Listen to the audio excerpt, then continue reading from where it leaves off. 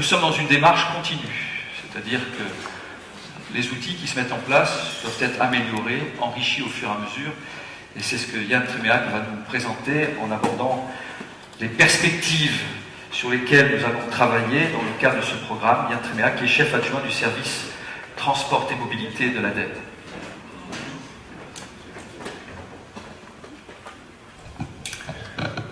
Comme cela a été dit, c'est une aventure qui dure depuis maintenant 7 ans. Une aventure qui n'est pas terminée. Une aventure qui continue. Comme le disait mon président, nous avons des objectifs, et M. Deneville, nous avons des objectifs très ambitieux pour les 2 années à venir. 400 chartés, 300 labels. Donc le travail doit continuer, on doit continuer à travailler ensemble. Donc je vais un petit peu vous dire quel va être aussi le sujet de ce travail qu'on va mener ensemble, mais avant tout, je voudrais juste revenir sur quelques chiffres.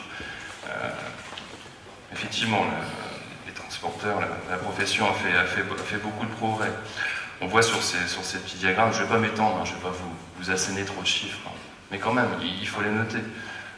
Une évolution importante à l'intérieur du transport routier, que ce soit pour les poids lourds, les véhicules utilitaires légers.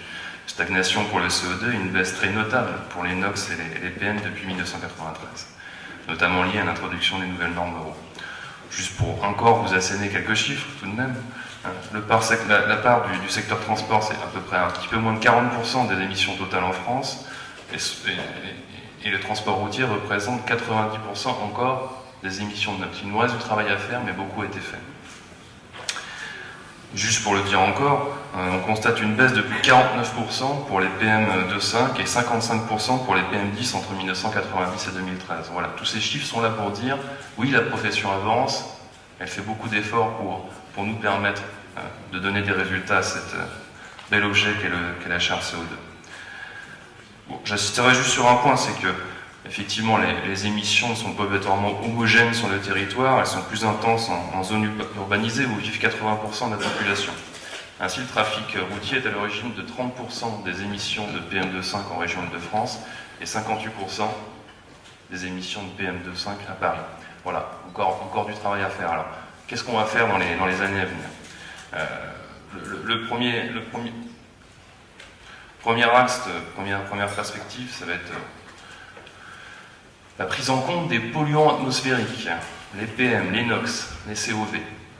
Beau sujet. Dans ce cas, on lance un test qui va encore continuer sur mai, qui va s'étendre sur juin, avec une quinzaine d'entreprises, avec pour objectif de pouvoir développer des outils qui seront utilisables bien sûr par les transporteurs pour le suivi de leurs émissions de polluants, mais aussi par d'autres acteurs, comme typiquement les collectivités, les DREAL, les préfets qui doivent suivre la mise en œuvre de plans de protection de l'atmosphère ou pour la future mise en œuvre de zones à circulation restreinte. Premier axe de perspective. Deuxième axe de perspective, c'est l'évolution des outils que nous avons déjà à disposition, les fiches actions. Nous allons travailler sur la mise à jour de ces fiches actions pour la charte marchandises et la charte voyageurs. Pour rappel, les fiches actions constituent un véritable outil d'aide à la décision pour les entreprises dans le cadre de la charte objectif CO2. Elles sont destinées à informer de manière objective et indépendante sur les solutions technologiques, comportementales et organisationnelles disponibles et qui peuvent avoir un impact positif en termes de consommation de carburant et d'émissions de CO2. La dernière version date de 2012. Il est temps de les faire évoluer. Pour les faire évoluer, nous allons déjà intégrer les différents retours d'expérience des entreprises, vous, les transporteurs routiers, de voyageurs et de marchandises. Nous allons aussi mettre en avant de nouvelles solutions qui sont apparues sur le marché. Typiquement, une solution qui peut faire écho à l'heure actuelle, c'est les camions gaz. Et nous allons aussi, donc, bien sûr, pouvoir prendre en compte ces polluants atmosphériques qui seront intégrés dans la rédaction des nouvelles fiches actions. Ça fait un gros travail, un travail qui nécessitait la mobilisation de tous les experts de l'ADEME, de l'AFT, des experts externes, des constructeurs et bien sûr des fournisseurs de solutions.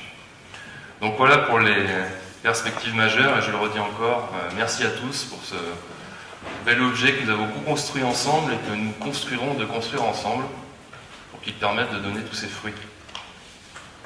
Merci.